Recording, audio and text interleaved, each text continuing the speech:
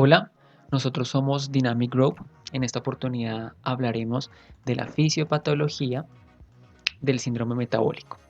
Iniciaremos entonces con unas dietas hipercalóricas y bajo gasto energético, un factor que aumenta el riesgo cardiovascular cuando los pacientes tienen ingestas elevadas de carbohidratos, de lípidos y no hacen actividad física, quiere decir que son sedentarios. Entonces la actividad metabólica es lenta y hay aumento de la grasa visceral principalmente a nivel abdominal. El tejido adiposo secreta factor de necrosis tumoral, interleuquina, leptina, hiponectina, resistina y tiene a cabo procesos fisiológicos en el músculo, en el páncreas, modula el apetito y transmite diferentes señales a otros órganos. Pero en este proceso, como hay una ingesta elevada de lípidos, se agrandan, quiere decir se hipertrofian y son capaces entonces de aumentar el estrés oxidativo y expresar citoquinas. Estas citoquinas son inflamatorias, interleuquina 1, 6, 8 y 18, factor de necrosis tumoral. ¿Qué va a pasar? Los receptores de la insulina se van a lesionar, entonces la glucosa no tiene cómo ingresar a la célula, pues hay aumento de glucosa sérica. Y el páncreas, para poder compensar ese aumento de glucosa, entonces va a sobreexpresar insulina, llevando entonces a una hiperinsulinemia. Y esto va a hacer que se active el sistema renina-angiotensina-aldosterona secundario a este proceso y que también va a aportar entonces para la hipertensión arterial. Disminuye la extracción hepática de insulina, lo que va a llevar entonces a dos cosas, desde la resistencia de la insulina. Uno, a la disminución de la activación del óxido nítrico. ¿Qué va a pasar en el endotelio? Se va a dañar y va a afectar la elasticidad, entonces es un factor para que el paciente pueda llegar a una hipertensión. Por otro lado, como la insulina no está ingresando a las células, no se inhibe la lipólisis. Entonces hay activación constante de lipólisis y los triglicéridos están liberando la circulación periférica en forma de ácidos grasos libres. Se pueden entonces quedar en el endotelio vascular, también aumentando entonces la resistencia vascular periférica, o pueden viajar al hígado para formar lipoproteínas que más adelante vamos a ver. Entonces las dietas hipercalóricas generalmente van acompañados de una dieta elevada también con ingesta de sodio y es allí donde vamos a hablar de la hipertensión arterial. Vamos a tener presente los criterios de la alteración de la tensión arterial que son volumen circulante, viscosidad, elasticidad y gasto cardíaco. La hipertensión arterial tiene dos causas. Por un lado tenemos lo que es el estrés y el factor genético que generan una respuesta simpática y por otro lado tenemos la hipertensión arterial esencial primaria. Entonces, el estrés y el factor genético activa o aumenta la expresión de catecolaminas como noradrenalina y la epinefrina. Estas entonces se van a adherir a los receptores alfa y van a hacer una vasoconstricción a nivel de todo el lecho capilar. Por ahí ya tenemos entonces un aumento de la presión arterial. Y por otro lado tenemos un aumento de la osmolaridad por elevación de sodio sérico. Entonces una ingesta de sodio aumenta el riesgo cardiovascular. ¿Qué va a pasar? Hay activación del sistema renina-angiotensina-aldosterona. Es un proceso que se da en el riñón. La renina reconoce el aumento de sodio. Es capaz entonces de convertir la angiotensina 1 en angiotensina 2 y este entonces cierra el vaso. Hay una vasoconstricción y aumenta la resistencia vascular periférica. Por otro lado, tenemos que la aldosterona capta sodio y agua en el túbulo distal. Hay aumento del agua intravascular, quiere decir que el volumen circulante está aumentado. Hay aumento del retorno venoso y el corazón tiene entonces que esforzarse más para circular todo este volumen. Entonces se aumenta la frecuencia cardíaca y el gasto cardíaco está afectado. ¿A qué llegamos? A un gasto cardíaco aumentado más una resistencia vascular periférica aumentada llevan a una hipertensión arterial. Entonces vemos como el gasto cardíaco también se afecta, está aumentado. Llegamos al mismo punto donde estábamos ahorita, la elasticidad y el daño endotelial. Entonces, por un lado tenemos que por la ingesta de sodio me lleva a un daño endotelial y también por un aumento de lípidos lleva a la disminución de la activación de óxido nítrico y llegamos al mismo punto de un daño endotelial. Por acá ese daño endotelial también va a producir que a nivel miocárdico se estimule aldosterona en pequeñas cantidades, pero también es capaz entonces de volver a este mismo proceso. Aumentar el agua intravascular, aumenta el retorno venoso y aumenta mucho más la presión arterial. Continuando con la hipertensión arterial, entonces tenemos que se va a producir una fibrosis en la pared arterial lo que va a aumentar la resistencia vascular periférica, aumentando la presión arterial y produciendo una inflamación endotelial. ¿A qué va a llevar esto? A una vasoconstricción intensa que va a cortar el flujo sanguíneo y va a llevar a la disminución de la perfusión renal, disminuyendo la filtración glomerular, y como mecanismo de compensación, pues el cuerpo va a activar el sistema renina, angiotensina, aldosterona, y van a haber más crisis hipertensivas como las que se venían presentando, pero acá ya son un poco más graves. Hay que tener en cuenta entonces, para hacer un resumen hasta dónde vamos, pues que un alto consumo en carbohidratos, un alto consumo en lípidos me van a aumentar el riesgo cardiovascular.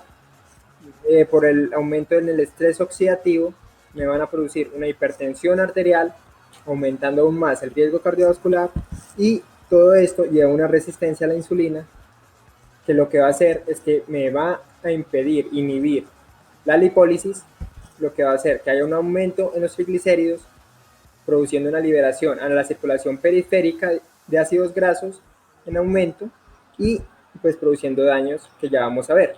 Pero vamos a hablar de la dislipidemia fisiológicamente, que es lo que sucede.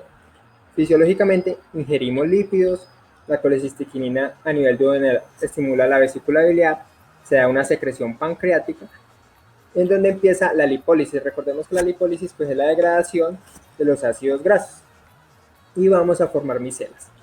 Vamos a tener una formación de kilomicrones en las células entéricas, que recordemos que los kilomicrones pues están cargados principalmente de triglicéridos, que es el resultado de la lipólisis, de esa degradación, donde vamos a tener 3 ácidos grasos más un glicerol.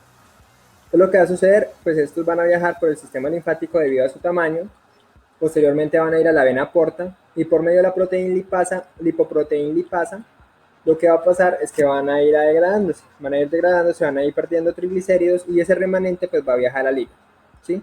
Estamos en el trayecto, la lipoproteína lipasa lo que hace, perdemos triglicéridos, y esos remanentes que quedan, o esos triglicéridos que quedan, pues van al hígado.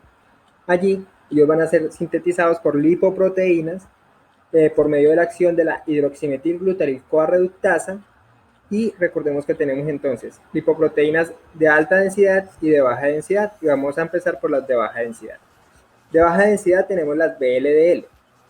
Esa VLDL lo que va a hacer es que va a coger este remanente y lo va a transportar a nivel vascular, y este VLDL pues tiene una proteína C2 que va a permitir esto, y va a ir depositando triglicéridos y colesterol en todo su trayecto a nivel endotelial, porque se va a ir degradando y cambiando de densidad. Entonces este VLDL pues va a convertirse en un IDL. ¿Por qué? Porque cambia la densidad, va dejando triglicéridos a medida que va a nivel vascular, y pues cambia su densidad a la de colesterol, y van a haber más colesteroles que triglicéridos. Pero estos IDL, a medida que van avanzando, pues se siguen hidrolizando, y por lo tanto se van a convertir en LDL. Estos LDL, por medio de la ApoB100, lo que va a pasar es que van a ir al tejido, esa ApoB100 va a permitir que esos LDL reconozcan el tejido y puedan depositar el colesterol a nivel endotelial y a nivel del tejido. Pero ¿qué sucede? No podemos tener mucho colesterol en los tejidos, entonces va a venir una lipoproteína, que son las de alta densidad, que en este caso es la HDL, que lo que va a hacer es que por medio de la lipoproteína A va a recoger ese colesterol sobrante, lo va a llevar al hígado y lo va a eliminar por medio de la vesícula biliar. ¿Para qué? Para que no nos llenemos de colesterol y no tengamos problemas. Este es el funcionamiento fisiológico normal de los ácidos grasos. ¿Pero qué sucede? Pues que vamos a tener un desequilibrio ya en la fisiopatología del HDL y del LDL. ¿Por qué? Porque el HDL va a estar disminuido y el LDL va a ser aumentado. Si yo tengo menos HDL, pues lo que va a suceder es que no voy a tener quien me lleve esos sobrantes de colesterol al hígado y no sean eliminados, y vamos a tener una acumulación de colesterol. ¿Qué va a llevar eso? Pues a un aumento en el riesgo cardiovascular. Además se va a activar el factor nucleador kappa. ¿Por qué? Porque la acumulación de ácidos grasos en la capa media del vaso, pues lo que va a pasar es que va a permitir que salgan ácidos grasos a la capa íntima, a la túnica íntima, y estos se oxiden. Recordemos que en la túnica media pues hay unas sustancias antioxidantes que no permiten que esos ácidos grasos se oxiden y se vuelvan tóxicos para el organismo. Pero si ellos se salen de la túnica media y ya no están esas sustancias antioxidantes, pues ellos se van a oxidar, se van a volver perjudiciales para el cuerpo y va a haber una respuesta del organismo ante esa toxicidad. Entonces lo que va a pasar, pues se van a activar monocitos y se van a activar macrófagos, que lo que van a hacer es que van a ir a fagocitar ese exceso de colesterol. Pero esto también conlleva una activación de la enzima convertidora de angiotensina 2, o sea que vamos a tener más vasoconstricción.